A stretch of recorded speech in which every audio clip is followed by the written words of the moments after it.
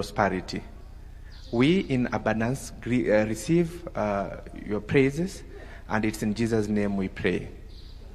Thank you very much. Your Excellency and all honest guests, you may take your seats. Your Excellency the President, Your Excellency the Deputy President, the Honorable Attorney General, the outgoing chairpersons and members of constitutional commissions and independent offices, honored guests, distinguished ladies and gentlemen. Today, we herald a new constitutional tradition in the transition of the stewardship of constitutional commissions and independent offices. Constitutional commissions and independent offices, collectively known as Chapter 15 commissions, are one of the novelties introduced into a governance architecture by the 2010 Constitution. These Chapter 15 commissions and offices straddle the full range of public life and governance.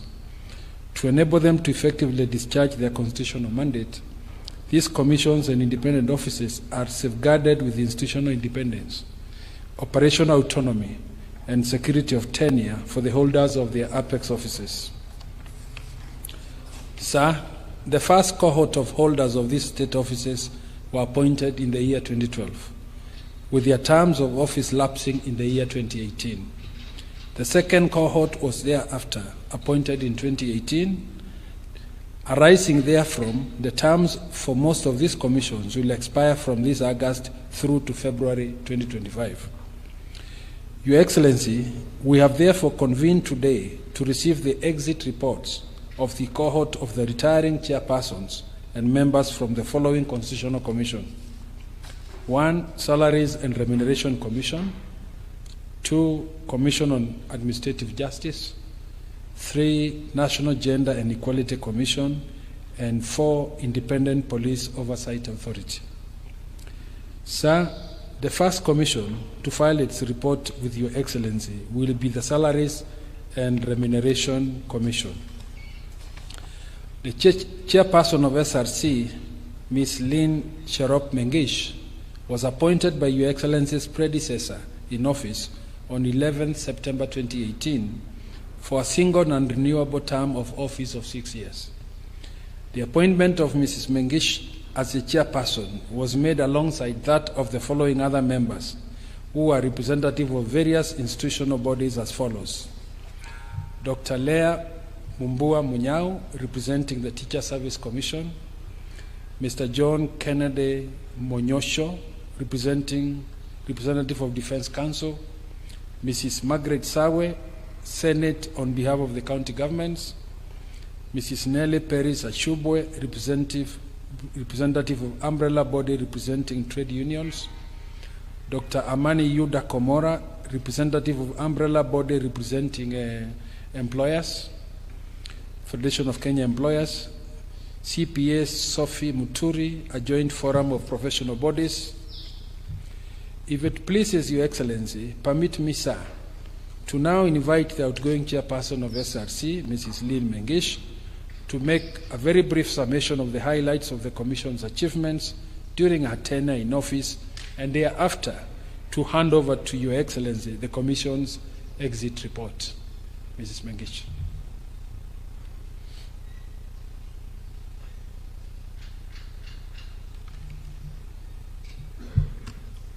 Your Excellency, the President, the Commander-in-Chief of the Armed Forces, Your Excellency, the Deputy President, all protocols observed. Your Excellency, when the Constitution was promulgated in 2010 and the SRC was established, hope beckoned under Article 230 in the same Constitution that SRC would bring sanity to salary reviews in the public service and ensure affordability and fiscal sustainability of the public wage bill, to ensure that resources are released for development and other priority government agenda. Your Excellency, as we look back to where we have been in the last 6 years, running from 2018 to 2024, the original aspirations of the framers of the Constitution continued to be the single most rallying call for the Commission. The ball was not dropped. In fact, SRC stepped up the ante. It is a journey through several checkpoints smooth roads, and rough terrain, but a journey all the same. Your Excellency, allow me to highlight a few key achievements over this illustrious and momentous journey, which started with the development and successful implementation of a strategic plan. Your Excellency, on the public wage bill, SRC is proud of the remarkable achievement made over the 6 years, leading to a progressive drop in the total wage bill to revenue over the period from 51.54% in the financial year 2017-18 to 46.64% in the financial year 2024-2023. This is projected to decline further to 39.22% in the financial year 2023-2024. While there is an increase in the absolute amount of wage bill, this drop has been attributed to interventions by SRC. Allow me, Your Excellency, just to mention a few of the strategic interventions by SRC that has led to the drop in the ratio. The first one, Your Excellency, is fiscal sustainability of the salary structures. Cognizant of the high wage bill and the need to harmonize remuneration, SRC froze salary structures for over 90% of state corporations and constitutional offices in the second and third review cycles. Further, cognizant of the economic situation attributed to COVID-19, withdrawal of the Finance Bill 2024, and other austerity financial measures, SRC froze salary structure reviews in 2 occasions for state and public officers. Your Excellency, the other key intervention has been in streamlining allowances, which resulted in abolishing a number of allowances. This, over the period, resulted in an estimated saving of 11.2 billion. On an ongoing basis, Your Excellency, SRC receives requests on salary reviews, collective bargaining negotiations, bonuses, benefits, allowances, among others. In the financial year 2020 to date, SRC received requests for advice amounting to 150 billion. However, the request approved through SRC advice reduced the amount to a low of 45 billion, hence releasing 105.7 billion to other government priorities. Without SRC's advice, the country would have spent an additional 150.89 billion over that period. Your Excellency, on collective bargaining negotiations, SRC has continued to ensure fiscal sustainability of any remuneration that is signed in the collective bargaining agreements. Before SRC was established, CBAs was signed even where institutions had no funds to meet contractual obligations. The management, who are in most cases beneficiaries of collective bargaining agreements, negotiated terms that are favorable to employees and commits the employer, that is the government, to fiscally and sustainable contractual obligations. In the last 6 years, SRC has largely reverse this trend and must continue to be vigilant on the same. Your Excellency, over the period we held 2 national wage bill conferences that has also contributed immensely in reduction of the wage bill to where we are today. Your Excellency, allow me now to mention a few other areas of accomplishments. Attraction and retention of requisite skills in the public service, which is a requirement for SRC to ensure that remuneration is able to attract and retain the skills in the public service. During the period, we carried out salary surveys, an international salary survey for state officers, a local country survey for other public officers and for health care workers. And the Commission then set 50th percentile as the market positioning for all remuneration for public officers. Did Your Excellency, the attraction and retention in the public service is very high. In 2018, it was at 95%, in 2020 it was at 90%, and in 2022 it is at 99%. The high retention rate in the public service is attributed to competitive remuneration and benefits, high job security, opportunities for career growth, and a good working environment. Your Excellency, other areas of achievement have been in the area of productivity. Indeed, pursuant to the constitutional principle on recognizing productivity and performance, SRC developed and launched the framework for recognizing performance and productivity in the public service. The Commission has worked tirelessly in collaboration with Kenya School of Government to develop a curriculum on productivity and with the National Productivity Center to help institutions to develop their productivity matrices. Your Excellency, on equity, fairness, and transparency in remuneration, the Commission deploys job evaluation as the means to ensure that there is relativity in pay structures. Your Excellency, during the period, the Commission evaluated 47,361 jobs and developed grading structures and attendant remuneration structures. However, full harmonization is not feasible at the moment due to the cost implication and its impact on the wage bill. Allow me now, Your Excellency, to talk about governance and accountability. SRC has endeavored to live by the principle of good governance, integrity, transparency, and accountability as enshrined in the Constitution.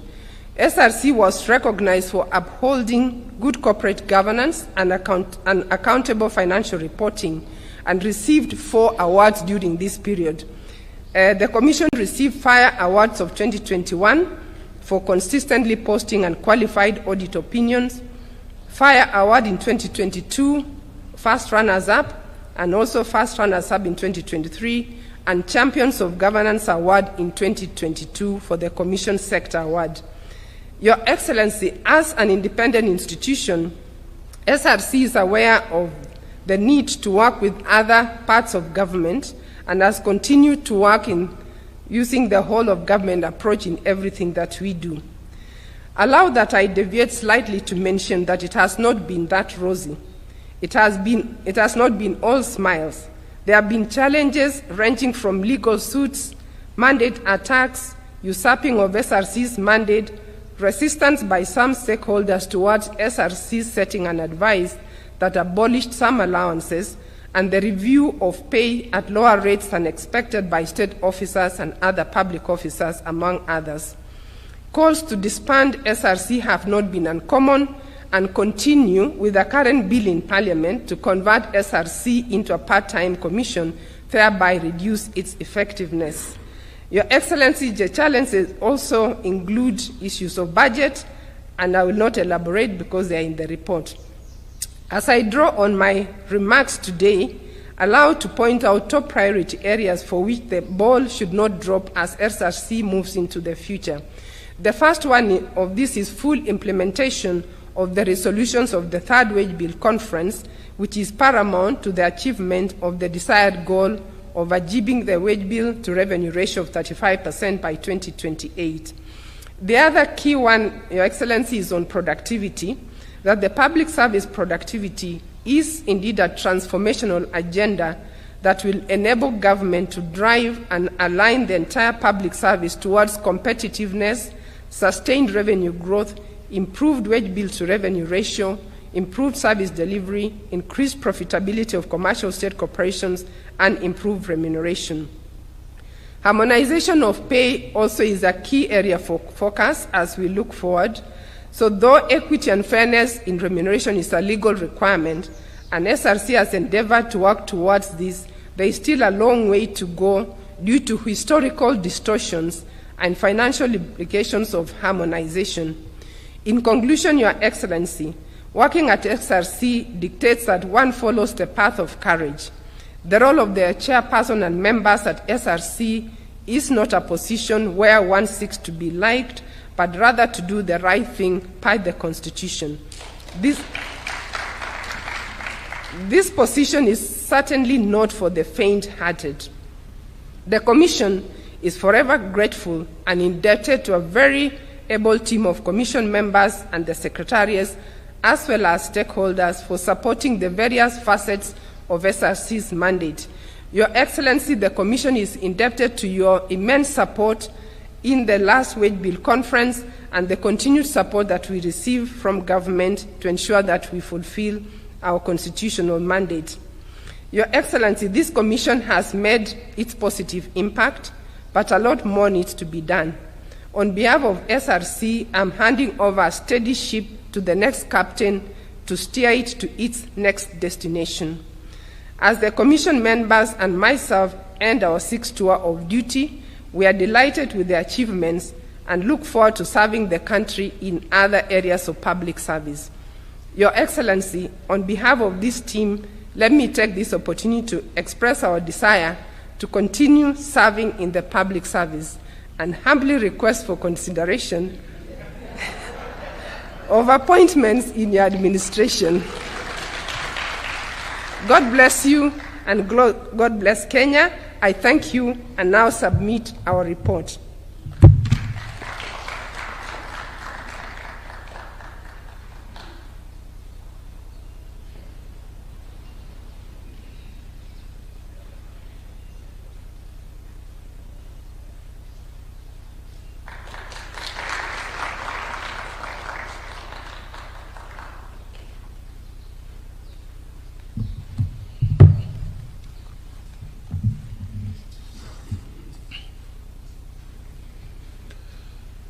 Your Excellency, the second commission to hand over its report is the Commission on Administrative Justice, the Ombudsman. Sir, the chairperson of the Commission of Administrative Justice, Hon. Florence Kajuju, was appointed by your predecessor in office on 8th August 2018 for a single and renewable term of 6 years. The chairperson, Hon. Florence Kajuju, was appointed alongside the following members: Mr. Washington Opio Sati, a person living with a disability; Ms. Lucy Kamunya-Ndungu. If it pleases Your Excellency, permit me to invite the outgoing chairperson of the Commission of Administrative Justice, Hon. Florence Kajuju, to highlight the Commission's achievements during her tenure in office and to proceed and hand over her Commission's exit report.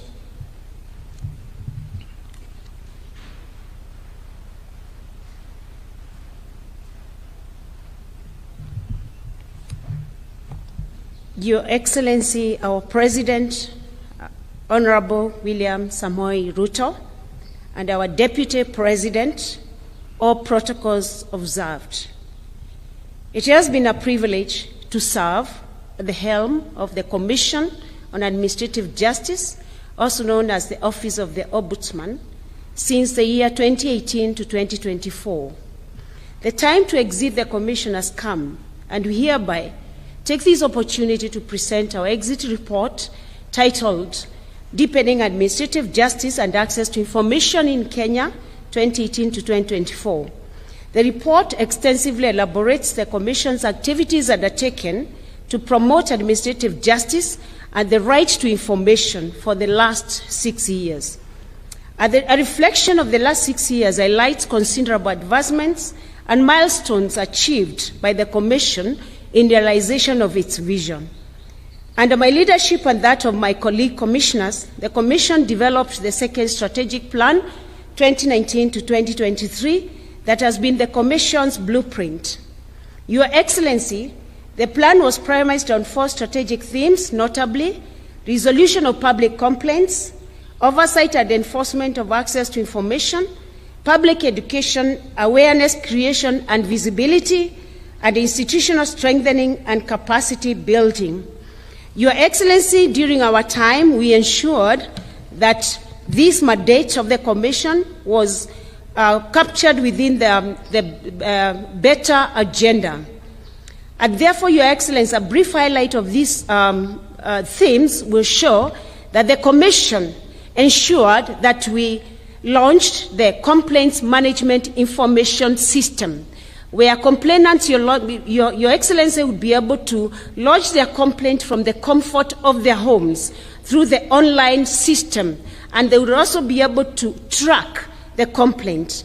Your Excellency, this has supported the lodging of complaints, and we've had a resolution rate of 65.6%. Your Excellency, on oversight and enforcement of access to information, the Commission has jointly with the Ministry of ICT and Digital Economy spearheaded the development of the access to information regulation and also drafted the National Access to Information Policy. Your Excellency, we thank your government for finding it necessary to have an aspect of the digital economy within the ministry, because that then supported the access to information law, which is a requirement under the Constitution that Kenyans have access to information. These instruments, Your Excellency, will support the operationalization of the access to information law and ensure that it is streamlined within the operations of public entities, and while guiding the domestication of the Access to Information Act in the counties, because, Your Excellency, it is a requirement under Section 96(3) of the County Governments Act. Under public education and awareness creation, Your Excellency, in the last 6 years, the Commission has trained public officers drawn from various ministries, departments, agencies, and the counties for them to be able to understand what the Ombudsman mandate is. This, Your Excellency, has been done through the Ombudsman Mashinani, where the Commission has been able to get to the counties, to get to the people, and conduct public outreach forums. We found this Commission, in terms of knowledge, citizens getting to understand what the Commission does. In 2018, the awareness rate was at 28%. We are now, Your Excellency, proud to say that we have left the Commission at a public awareness rate of 59.3%.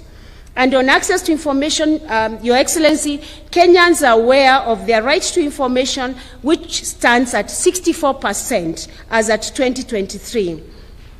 Your Excellency, the Commission is in its quest to support fusion of the better agenda, as in place the two-edged forums, that is recognition and deterrence. The motivational strategy is to spur a responsive, efficient, and effective service delivery, Your Excellency, and through this, we hosted the Huduma Ombudsman Award. Your Excellency, the Commission, through your support, was able to host this event, and Your Excellency, you presided over this function through delegation of your cabinet secretaries, which was done in November 2023. Your Excellency, in this award ceremony, we were recognizing public officers who have been able to excel within their public service. And permit me, Your Excellency, to just mention two of these people, the individuals that we felt in their public service capacity and done so well in terms of serving Kenyans. There was, Your Excellency, Miss Precious Dama, who is our Assistant County Commissioner in Kilifi North Sub-County, Kilifi County. This Precious Dama, Your Excellency, ensured within the community that she served, started programs that support the vulnerable in community. She started a return to school program where she was able to get pregnant girls who were delivered to be back to school, the young mothers. She was able to entrench this within the Kilifi County. She supported the vulnerable, the widows, and persons with disabilities. Her outstanding performance and contribution in the society epitomized the spirit of servant leadership and dedication to public service. She was awarded by the Commission, Your Excellency. Your Excellency, we were able also to identify Corporal Julius Karanja Irongo. Corporal Julius Karanja Irongo served in Madera County as from the Administration Police Unit. Your Excellency, this Corporal Karanja suffered after an Al-Shabaab attack. All the other officers that he was with were killed after that attack, but Your Excellency, through his resilience, he was able to sustain the attack until they got reinforcement. As a result of that, Your Excellency, he lost his sight. Corporal Karanja was an epitome of service delivery in the forces. For compliance with the performance contracting obligation and reporting on resolution of complaints, we've also identified Omambe County, Homa Bay County, Your Excellency, established a climate change unit. In the climate change unit, the citizens are able to get information on the type of soil that they have within their localities, on the kind of crops that they can plant within their localities, and we recognized Homa Bay County with the Ugatuzi Award. We also recognized Murang'a County government for digitizing all the county service within Murang'a County. We also, Your Excellency, recognized Embu County. Embu County has led in domestication of the Access to Information Act within Embu County. In terms of institutional strengthening and capacity building, Your Excellency, we report that we've had invaluable support from the various institutions of government, the national government, Parliament through the Justice and Legal Affairs Committee, the judiciary through the National Council of Administration of Justice, and we thank you, Your Excellency, for fighting it within your administration to be able to place independent commissions within your government. And this is Your Excellency, by granting us the opportunity to have Executive Order number 2 of 2023, placing the commissions within the Office of the Deputy President. This being a liaison office, Your Excellency, it has supported the commissions because now we have a way of communicating with the Presidency as and when the demand arises. It has also supported us, Your Excellency, to be able to ensure the recommendations of commissions are met through Parliament and other government institutions. And thank you for finding that fit to be within the Presidency. We have also received support from Treasury through financing locally led climate action program.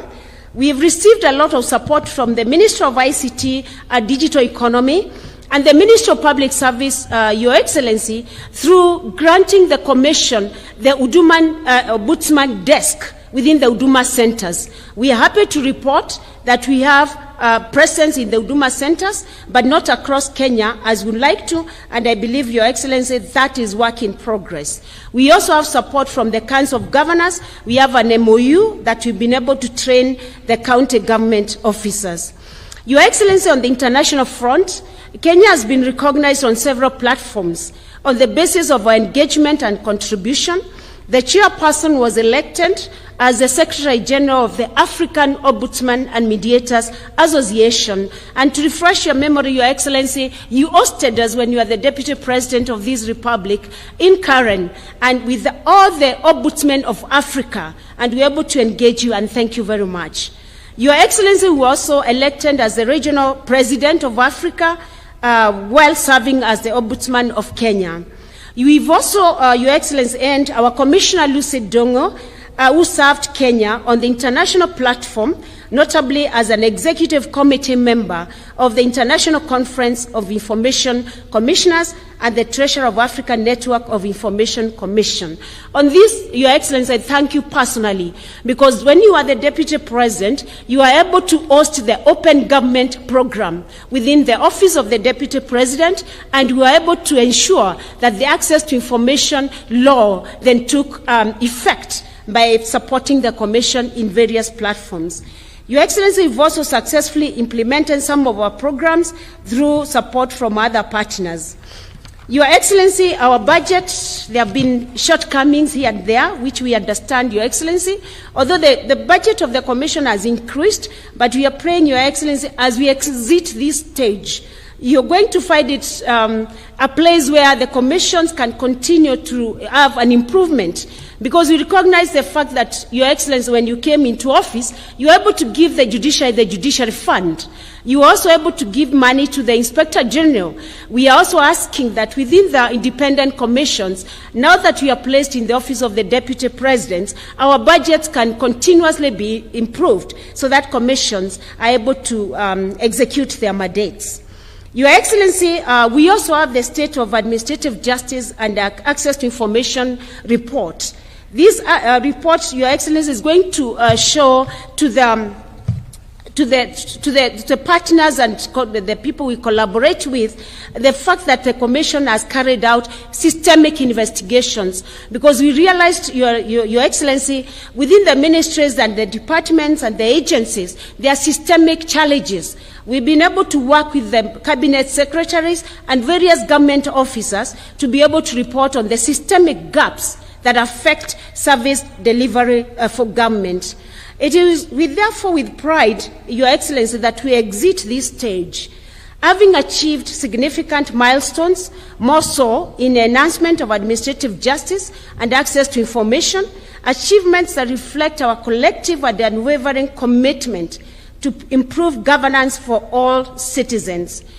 Your Excellency, as I conclude, I would like to quote this verse, Luke chapter 12, verse 48. Your Excellency, to whom much is given, much will be expected. And from him to whom they entrusted much, they will demand more. So don't be shaken.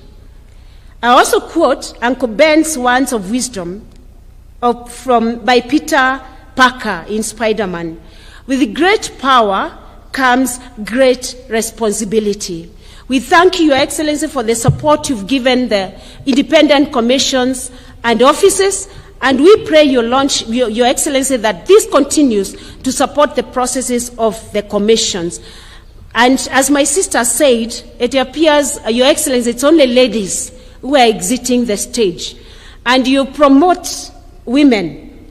So these ladies here have the energy. They are retiring, but they are not tired. Thank you, Your Excellency. We thank you for the support, and we pray for you that you continue to take this country forward. God bless you. God bless Kenya.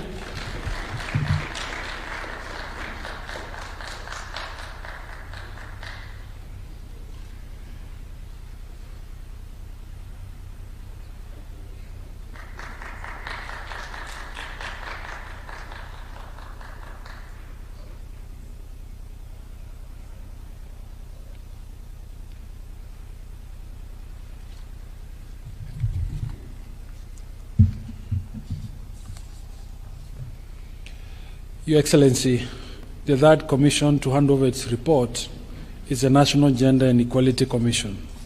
Sir, the chairperson of the National Gender and Equality Commission, Dr. Joyce Mwikali Mutinda, was appointed by your predecessor in office on 29th August 2018 for a single non-renewable term of 6 years. The chairperson, Dr. Mwikali Mutinda, was appointed alongside Dr. Mureithi J. Chomba Munyi, PhD, a person living with disability, who will be exiting the commission alongside herself. If it pleases Your Excellency, permit me to invite the outgoing chairperson, Dr. Mwikali Mutinda, to highlight the commission's achievements during her tenure in office, and thereafter to proceed and hand over her commission's exit report to you.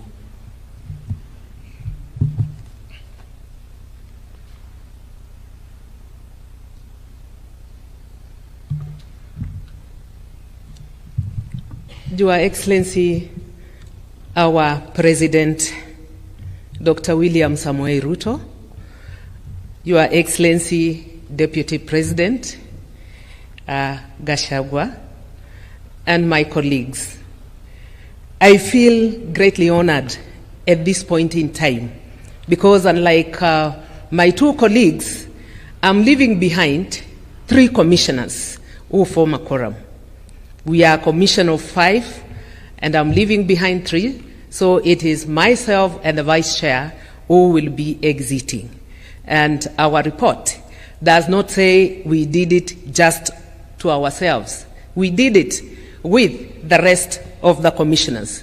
So it is with pride and deep sense of responsibility that I stand before you today to highlight progress that the National Gender and Equality Commission has done in advancing gender equality and freedom from discrimination in Kenya.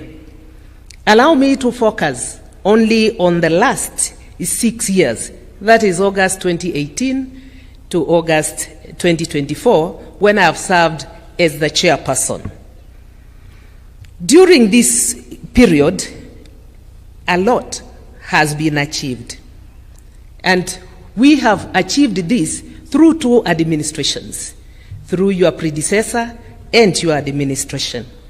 The Commission has worked tirelessly to fulfill its mandate in conformity not only with the Constitution of Kenya 2010, but also with the National Gender and Equality Commission Act number 15 of 2011, the National Gender and Equality Commission Strategic Plan 2019-2024. Sir, that tells you when we got in, we did a strategic plan to guide our route through.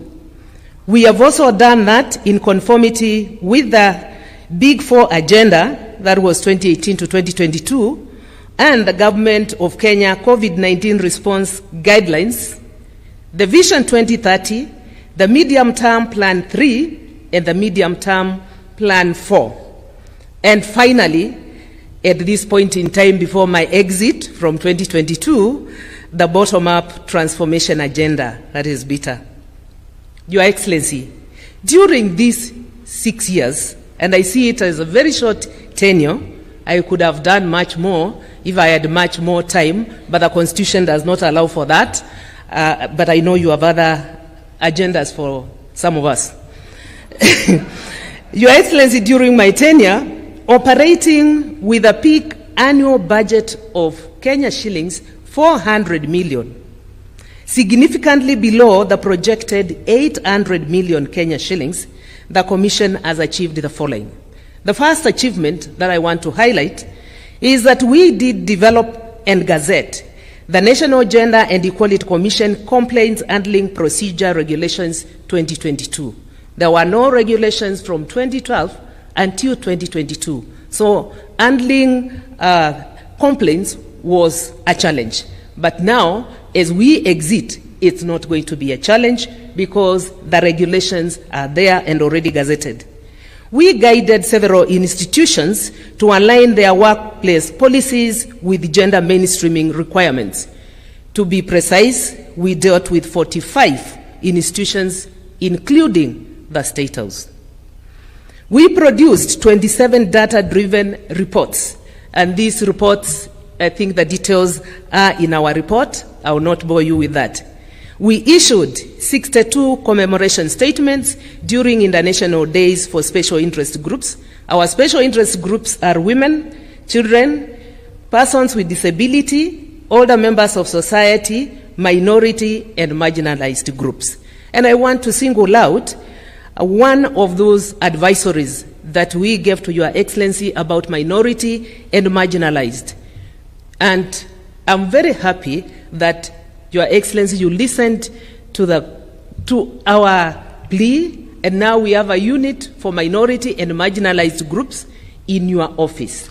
And I would be requesting, if it is not too much to do, to have a State Department, because this is the arm within the executive arm of government that will be making policies for the minority and marginalized groups among us. I also want to point out, I noted with satisfaction your current cabinet. I was counting. I looked at Turkana. I looked at the cost, and so many minorities have come to your cabinet. So I hope in the other areas they will be considered. I know there are very many other advisories we have issued, but I just wanted to pick out that one. We addressed 624 complaints regarding gender equality and discrimination from all parts of the country. The details are in our report. We submitted 308 memorandums on bills, draft policies, and regulations to the National Assembly, Senate, county assemblies, and other public bodies. And when we say 308, at times we have to overhaul a bill because we find it discriminative. Now, this has not stopped at 308. We are still continuing, and this is one of the areas that we have a problem with, because we need, as a commission, even as I exit, we need many more advocates of the High Court to be dealing with these bills, because we have to go to the Senate, we have to go to the National Assembly, and the county assemblies, the 47 of them. So the current retinue of staff that I have is not enough. So as I exit, I want to plead for more members of staff. We have contributed to 42 country reports on regional and international commitments on equality and inclusion, positioning Kenya as a global leader in substantive equality. When we talk of country reports, is where Kenya is reporting because we are an oversight to make sure that the international treaties and conventions where Kenya is a signatory or Kenya has also ratified, then reporting has been done, especially when they touch on our special interest groups. Your Excellency, I will not bore you with many reports and results, but I want to get to the challenges that I came across with my Vice Chair and challenges that even the commissioners are facing at the moment. The first one is financial constraints. My two colleagues did not expound on that, but I did say we have operated at 400 million when we actually require 800 million, and I don't know whether we shall continue having it at that level. I hope the government will do something about it. There is inadequate human resources. Out of an approved establishment of 197, as I exit, there are 108 officers in post. And when it comes to technical staff, there is a shortfall of 89 from the current approved establishment. And when we don't have the money, we can't employ, then it means we are doing the wrong thing at times. We have limited coverage. The Commission has only 6 field officers against the required 47 officers. Your Excellency, I know you are aware that Article 6, Sub-Article 3 of the Constitution of Kenya requires a national state organ to reach every part of the country. I must say it has been very difficult to reach every part of the country, and as much as I'm not talking of 47 offices to be opened, I think we can do much better. And I was even talking to my commissioners and saying in the next few months, it is important that we have at least one office, North Rift, another office in Western Kenya, another office in Central Province, because in those areas, we keep serving them from very far, from either Nairobi or from Nakuru.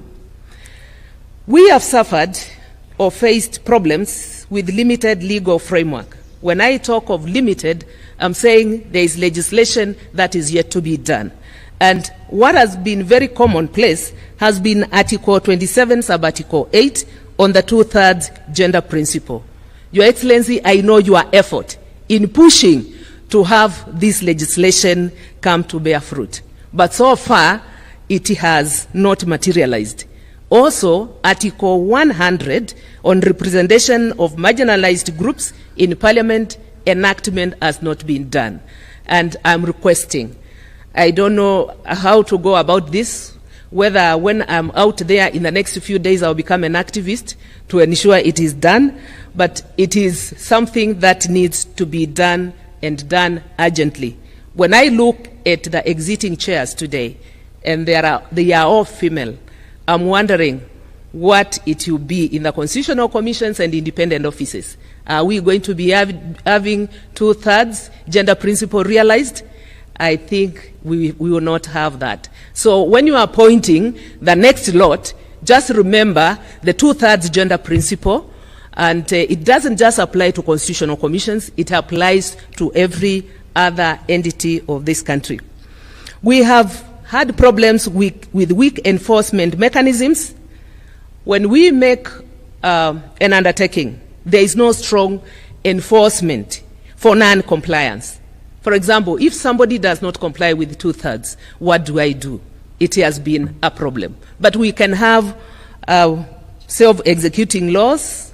I will be having some recommendations on what can be done. To overcome, Your Excellency, to overcome these challenges, myself and the Vice Chair and my commissioners, we sat and felt, one, there is need to have increased budgetary allocation, not only for the Commission, but also for all programs on gender equality and inclusion, so that we can scale up the interventions such as prevention of gender-based violence and installing creative interventions to improve the plight of the boy child in the gender agenda. Your Excellency, I just want to remind ourselves, one time when we visited the Deputy President, I actually gave him what we have done about the boy child, a whole booklet. And I said I knew his spouse was very much on that agenda. But I'm saying let us not forget the boy child when we are taking care of the girl child. Gender is both male and female. Your Excellency, I also recommend expansion of the NGEC's field coverage, coupled with increased human resources for enhanced service delivery throughout the country. I also recommend enactment of self-executing legislation on equality and inclusion, starting with the legislation provided for in Article 27, Sub-Article 8, and Article 100 of the Constitution of Kenya 2010. We also feel that there is need for continued implementation of affirmative actions and programs for vulnerable groups, including other members of society, the PWDs, minority and marginalized groups. Your Excellency, nataka kunyenyekea, wacha niongee kwa Kiswahili. Tafadhali, in your current cabinet and among your PSs, please remember our PWDs. You have seen the presentation by Washington Sati. My own vice chair has been doing quite well. So just remember this group, because it has been almost totally left out. Please, Your Excellency, I beg of you. We have also thought it is important to strengthen interagency collaboration. No one can do what they have to do alone. And we have been collaborating with, for example, the Ombudsman, IPOA. We have been collaborating with the Kenya National Commission on Human Rights. But therein comes the problem. When we are seen to collaborate and deliver on the whole government approach, people have come up and said there is need to kill the National Gender and Equality Commission. It is even in the NADICO report. So the last thing I would beg of you, Your Excellency, is immediate protection of the National Gender and Equality Commission from dissolution or merger. It serves a space that nobody else will serve. And I know, because of serving very diligently, that is why people get concerned and they want that organization killed. During your tenure, Your Excellency, please protect the National Gender and Equality Commission. Let it remain what it is. I thank you for giving me a full term of 6 years to serve this nation, particularly in the gender, agenda, and inclusion space. God bless us, and God bless Kenya. I now wish to submit my exit report.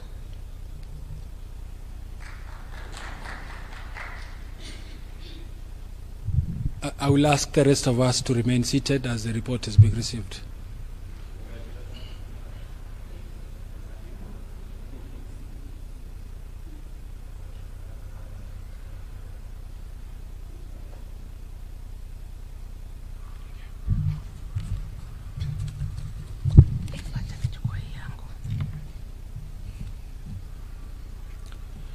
Your Excellency, in culminating the day's ceremony, the last but not least is the Independent Policing Oversight Authority. Sir, the chairperson of IPOA, Ms. Anne Makori, was appointed by your predecessor in office on 29 August 2018 for a single non-renewable term of 6 years. The chairperson, Ms. Anne Makori, was appointed alongside the following other members: Dr. Jonathan Lodompui Litipalei, PhD, Dr. Jimmy Mutuku Mwinzi, PhD, Dr. Ms. Doreen Nkadha Muthaura, MBS, Dr. Walter Owen Ogony, Ms. Prexides Chepkoech Tororei, Hon John Moreithi Waiganjo, Ms. Fatuma Mohamud Mohammed. If it pleases Your Excellency, permit me to invite the outgoing chairperson of IPOA, Ms. Anne Makori, to make a summation of our Commission's achievements during her tenure in office, and thereafter proceed and hand over to Your Excellency the exit report.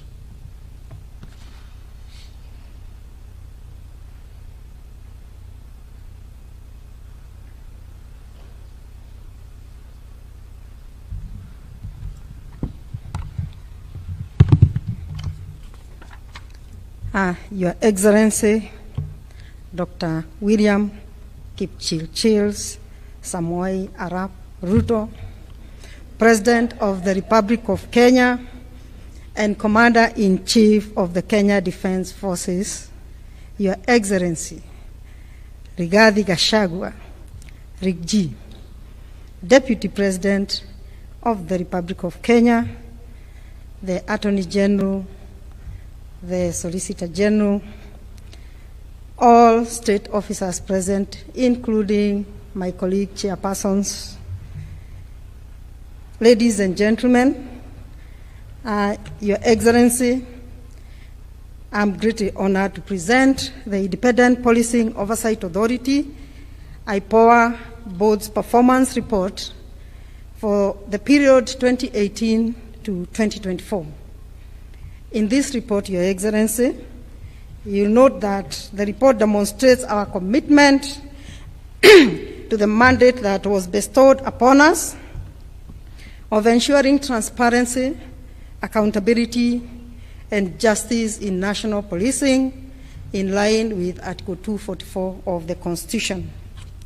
Your Excellency, IPOA acknowledges the personal interest that you have shown from time to time in the work of IPOA, including according us an opportunity to have audience with you on 31st of October 2022, in which you called for sustained improvement of civilian oversight services.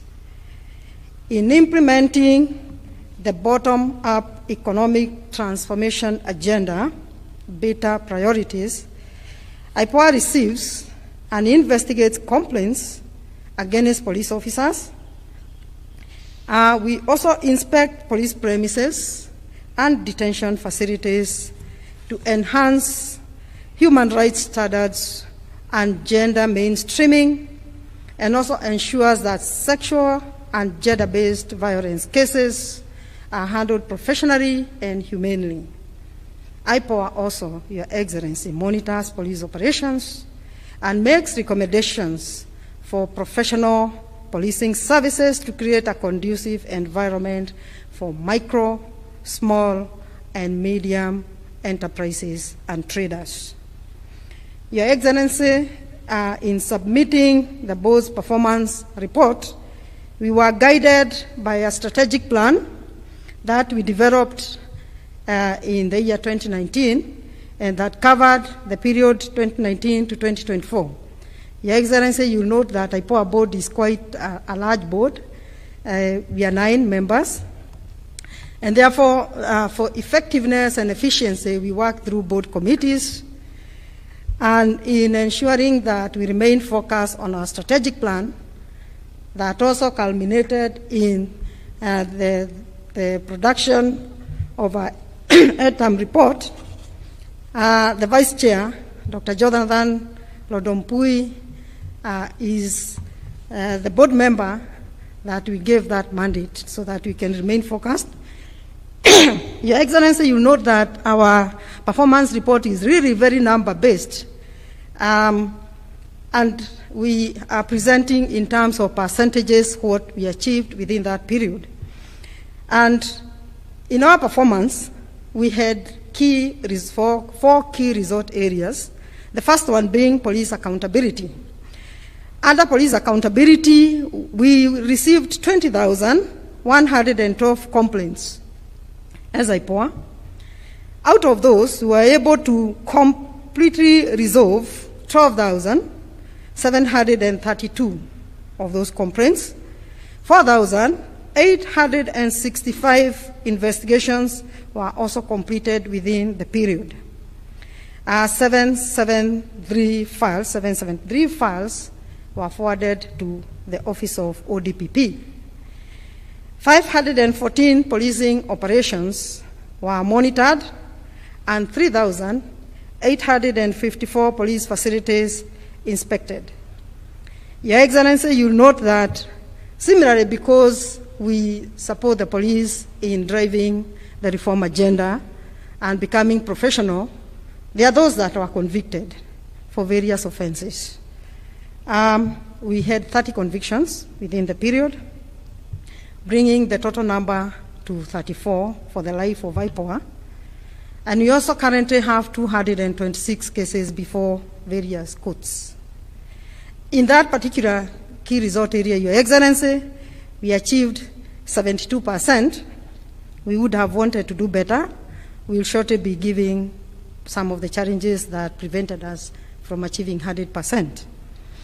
The other key resort area was stakeholder cooperation and complementarity. The law requires us to work with other state actors.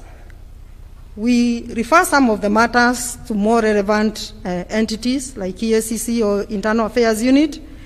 We cooperate with also the non-state actors, cooperation with development partners and donor agencies through the bilateral relations that the government of Kenya has established, and also continental collaborations with other players. In that particular key resort area, Your Excellency, we achieved 128%. Research and information is the other key resort area. We had 31 reports developed and disseminated, 31 policy briefs developed and disseminated and forwarded to our parent ministry, the Ministry of Interior, and the Inspector General of Police, 3 tracking of recommendation exercises, and digitalization and automation of IPOA services. In digitalization, in line with the government policy on digitalization, Your Excellency, we were able to develop our case management system, we call it ECM, from just case management to ERP, and we developed a disaster recovery site in Nakuru and developed an enhanced capacity for hosting data.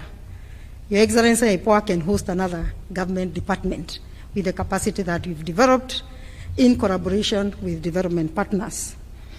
The other key resort area is institutional capacity, strengthening human resource capacity. We reviewed and developed new HR instruments, complete with career progression guidelines. We were able to decentralize services of IPOA. We now have 10 offices. We can do better, certainly. When we visited you on 31st of October, Your Excellency, you challenged us to develop IPOA regulations. We've been able to do that internally. We have developed regulations. We will be giving you a copy of those regulations. We have finalized that process using internal capacity under the ad hoc chairmanship of Commissioner Doreen Muthaura, one of our commissioners. And those regulations have been gazetted. They were gazetted on 28th May 2024, have received parliamentary approval, Your Excellency, and they now form part of Kenya's subsidiary registration. All of it done internally without a single cent spent on consultancy. Strengthening business systems and internal processes. Thank you. Infrastructure and tooling. Your Excellency, working with partners, we've been able to enhance IPOA capacity. We understand we work in a very tight fiscal environment, so we have used the opportunity that the government has given us through bilateral relations to enhance capacity and tooling, and we've been able to get computers, printers, 8 field vehicles, 8 double cabin vehicles, Toyota, double cabin for field work, and much more, Your Excellency, so that we can also utilize those relationships that the government has spent a lot of time to negotiate. And we have reviewed and developed all our internal policies. Your Excellency, I was told to be brief, so I decided to go the number way, and in that particular key resort area, we got 87. So we got 72, 128, 81, and 87 in that order, Your Excellency. In developing policies, Your Excellency, we reviewed all the policies. We developed a board charter that was not in existence. As I've said, new HR instrument, career progression guidelines, and those regulations. Enhanced our ERP and case management system by expanding their coverage to all functional areas, enhancement of storage capacity, establishment of off-site data recovery, and established a Nairobi regional office and a toll-free call center. And throughout this term, for the 6 years, Your Excellency, we are humble to let you know that we did not get a single audit query. So we are in line with the head of public service, 0 audit query. Not a single pending bill, Your Excellency. And for the entire period, we have received fire awards. Thank you. Besides these achievements, Your Excellency, we also faced challenges that affected effectiveness. That's why in some areas we could not do 100%. And as the board exits, we wish to highlight these challenges for interventions to be considered for full realization of full police reforms in the following broad areas. Your Excellency, extrajudicial killings and enforced disappearances. During the meeting that we held with you on 31st October 2022 at State House, Your Excellency, you directed us to develop a strategy and submit a proposed intervention within 5 days to our Cabinet Secretary, Professor Kithure Kindiki. We did this, we retreated, put in all the time, and developed a strategy. Your Excellency, we did submit that proposed intervention, which would, with a lot of humility, request that it be looked at and see the possibility of conducting a public inquiry. Because, Your Excellency, this problem of allegations of extrajudicial killings, enforced disappearances, police use of force, keeps mutating to date, and it keeps becoming an issue that causes a lot of emotions. So we call for implementation of a recommendation contained in the report that we submitted to our CS. The other challenge we have experienced is non-cooperation by NPS. We have really tried to work through the approach of whole government, cooperation and collaboration. We've refused drastically instances of non-cooperation, but some of areas we continue to experience this. We had almost dealt with it until the recently retired IG came into the office and we started experiencing fresh challenges. We've continued to work on this, Your Excellency, but it continues to frustrate the constitutional desire for accountability. Monitoring of protests and demonstrations, including Gen Z, in which we have recorded 50 deaths, 197 injuries. The findings that from our monitoring report, which is available and which we shall be submitting to our CS hopefully before we exit, the findings exposed use of excessive force by the members of the National Police Service. There was also use of hooded and identifiable police officers. We experienced refusal to honor IPOA summons, all purposing to defeat police accountability. Independence of security sector actors. IPOA relies on DCI laboratory, which is under the control of NPS. We have time and again recommended, Your Excellency, that your government considers making it an independent, professionally run laboratory where all agencies can have equal opportunity, because we rely on the same people we are investigating for the analysis of the results. We have also experienced parallel investigations by Internal Affairs Unit, IPOA, and DCI. This does not only cause wastage of public resources, because we are all investigative agencies doing the same thing, wasting a lot of resources investigating the same matter. But of greatest concern, Your Excellency, is subjecting the officers to multiple investigations. They are being investigated by IPOA, being investigated by Internal Affairs Unit, which is a department of National Police Service, and being investigated by DCI, which is a department, which is an entity of policing. That officer suffers stress, feels harassed, besides wastage of public resources. Low rate of implementation of IPOA's recommendation by NPS. Implementation of these recommendations and feedback to IPOA should be embedded in policy framework, Your Excellency. Access to decentralized IPOA services. Apart from the existing 10 regional offices, there is need to establish our presence in all the 47 counties. And we know, we are not saying a brick and mortar presence, which is, we know is costly. We have the Huduma centers that are operational throughout the counties. We can be facilitated to just have a desk in those Huduma centers and an officer, Your Excellency. The other challenge we continue to face, and I will not dwell much on this, is the budget constraints within that tough fiscal space, and the number of staff is too low compared to the approved establishment. We are operating at about 19%, and that really constrains the effectiveness of the authority.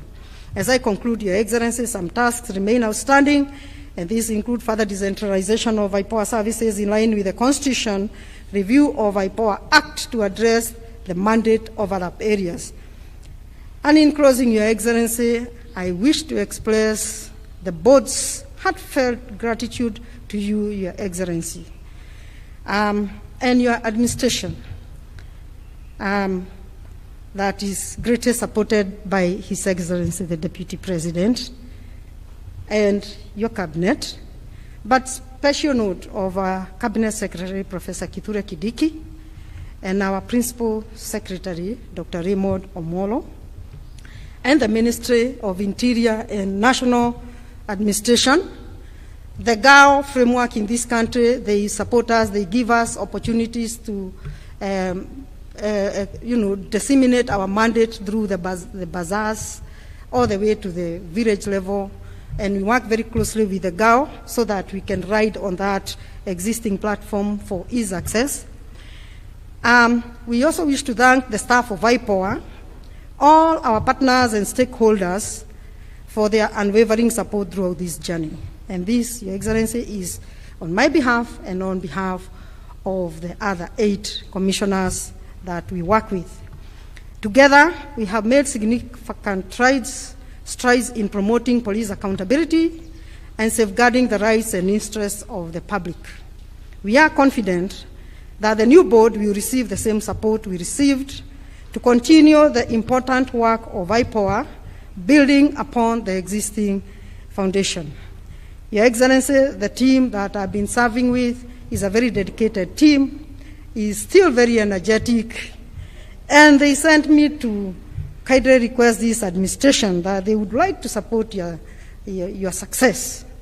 And as you continue serving this country, they offer themselves and they remain available, Your Excellency. With these few remarks, I wish to thank you, Your Excellency. May God bless you, may God bless Kenya, and now I wish to submit our 8-term performance report to Your Excellency.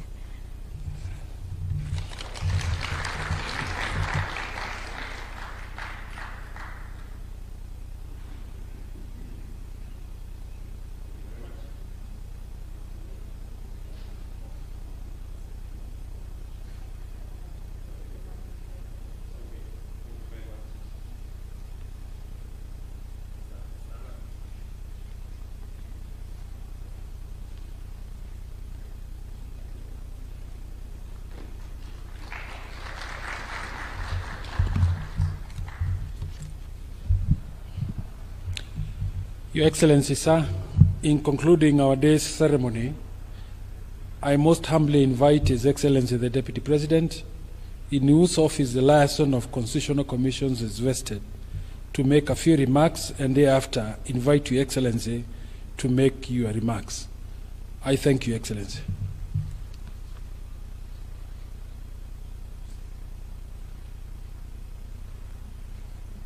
Your Excellency, Dr. William Samoei Ruto, President of the Republic of Kenya and Commander-in-Chief of our Defense Forces, the commissioners present here and independent officers, Your Excellency, this is a great moment as we celebrate these great men and women who have served their motherland with commitment and distinction. Your Excellency, you accorded me the privilege as a delegated function to perform the liaison function of constitutional commissions and independent offices to make sure there is synergy and accord them the opportunity to serve their country. In that mandate, we have had very fruitful engagements with the commissions and independent offices, and in that liaison function, we have sorted out a few problems.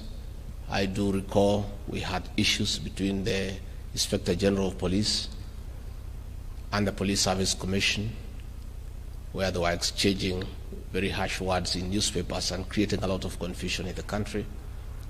And we were able at our office to sit them down and thrash out the issues to the satisfaction of everybody and bring sanity to the public.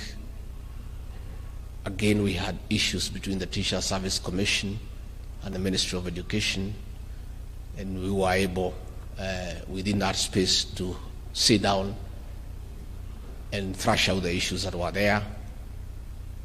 Of course, SRC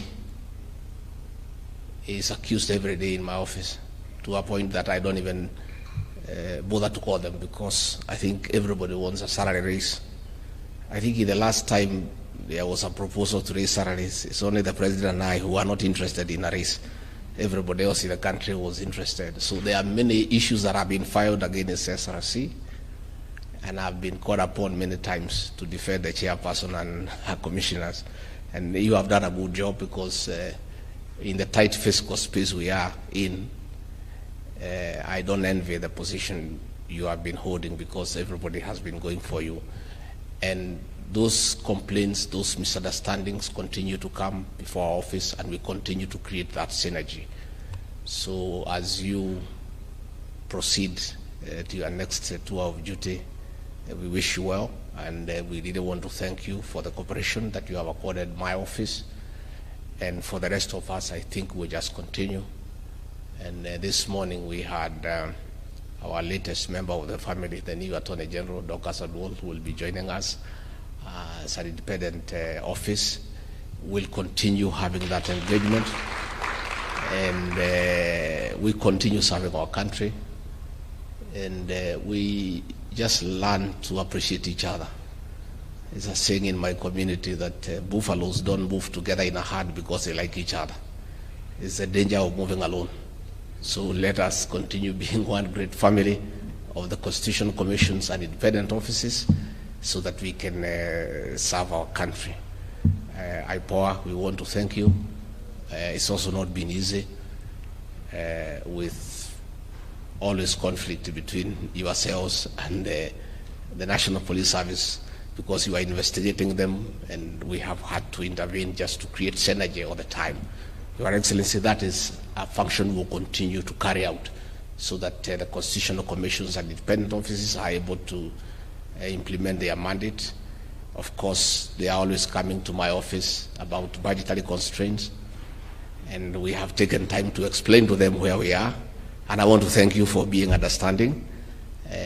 We would want to give you the budget that you require, but we need to collect this money from the people of Kenya, and then we can give it to you. We have had, of course, to intervene where you have exchequer issues to make sure that your money is released on time, and we'll continue to perform that function. So with those very many remarks, let me request you to be upstanding as I request the President to come and make his remarks and address the people of Kenya. Mr. President. Thank you very much. Let's take our seats. Asanteni sana.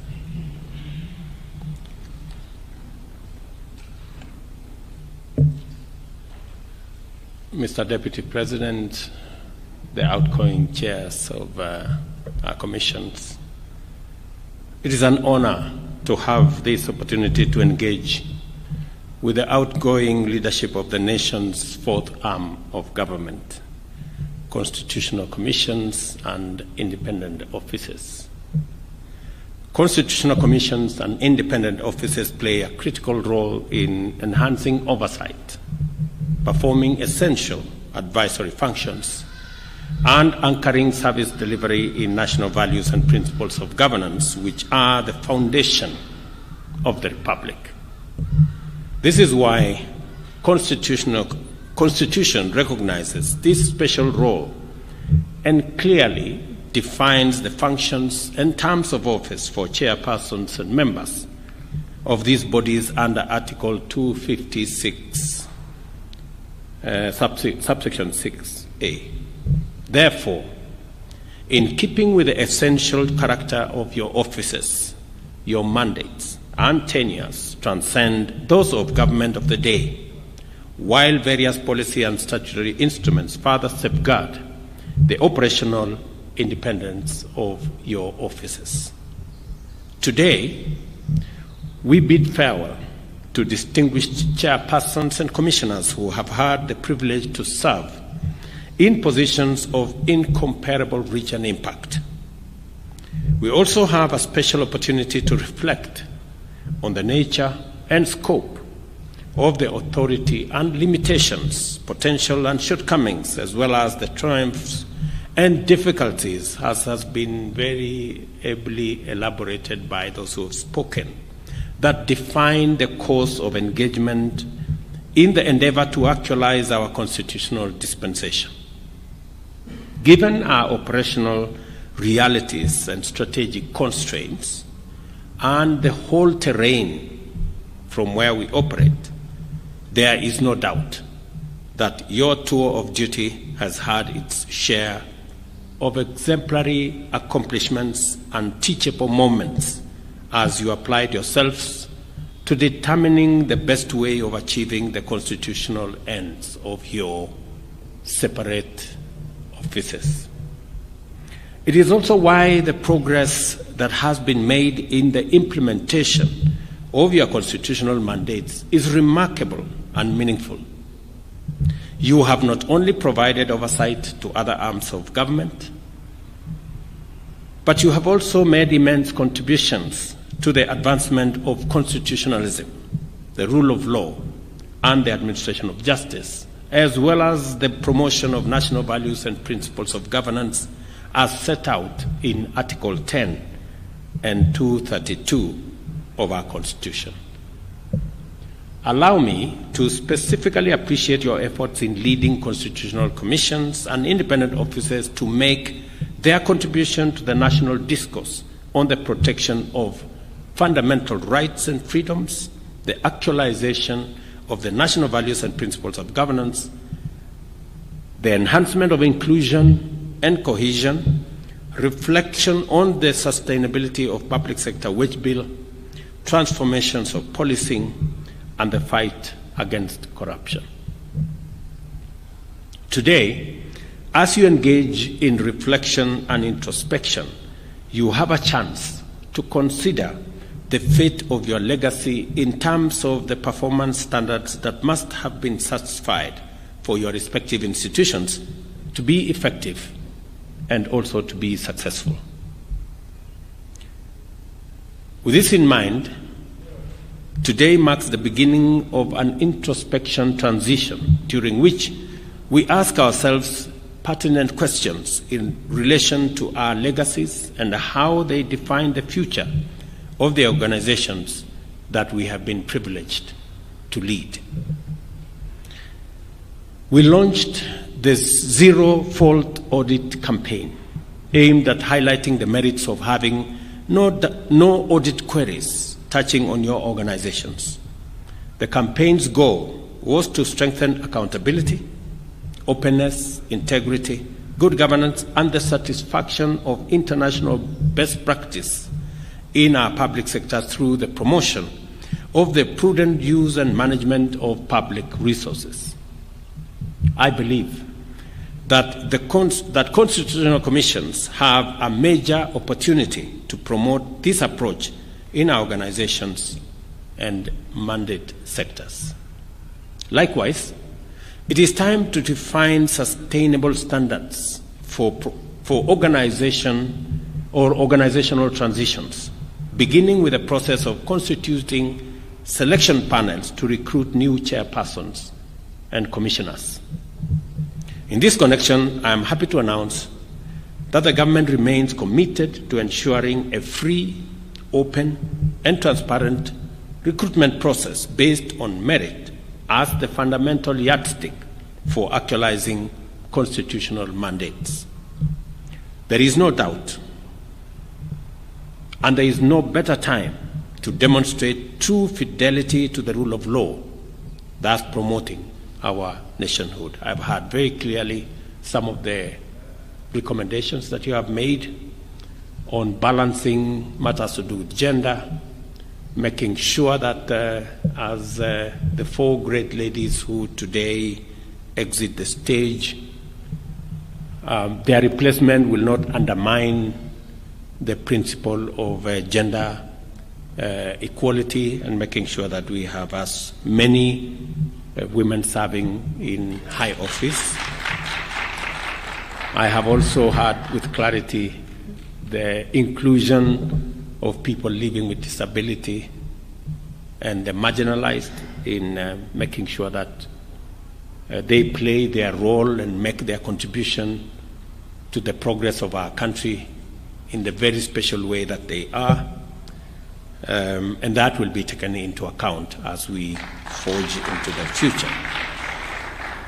When I made the decision that independent offices and constitutional commissions will be hosted at the presidency, at the office of the deputy president, it was because of the importance of making sure that all arms of government have equal access to the synergy and the workings of government in a manner that promotes the spirit of the collegiate spirit of working together towards a common goal in service of the people of Kenya. That has worked very well, as has been explained by the Deputy President here, in making sure that despite our independence, or because of our independence, it's also necessary for us to find mechanisms to have a common approach and a common goal in the service of the people of Kenya. And I want to take this opportunity also to very categorically state that as the executive, we will want to do our bit in enabling other arms of government, the judiciary, the legislature, independent commissions, to also discharge their responsibility in accordance with the mandate that has been given to us. And it is also necessary for all arms of government, the executive, the judiciary, the legislature, independent commissions, and constitutional commissions, independent offices and constitutional commissions, to also work together in harmony. It is necessary for us to understand that impeding the work of another arm of government undermines the overall interest of the people of Kenya. We must support the judiciary to do its function. The judiciary must, or equally, support the executive to discharge its mandate. And so must the executive support the legislature to appropriate and discharge the mandate assigned to them by the Constitution. Because ultimately, the interest of the people of Kenya supersede the interest of any one of us or of any arm of government. we must never undermine